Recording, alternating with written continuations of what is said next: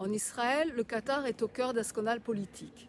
Mais avant d'en parler, essayons de comprendre ce qui anime ce pays.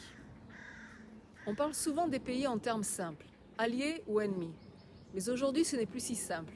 Certains pays ne cherchent pas à dominer militairement, ils cherchent à influencer. Le Qatar en est un exemple.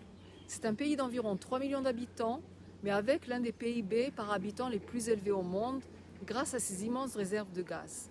C'est aussi un pays conservateur sur le plan religieux, avec l'influence de l'islam wahhabite. Et surtout, le Qatar investit massivement à l'étranger.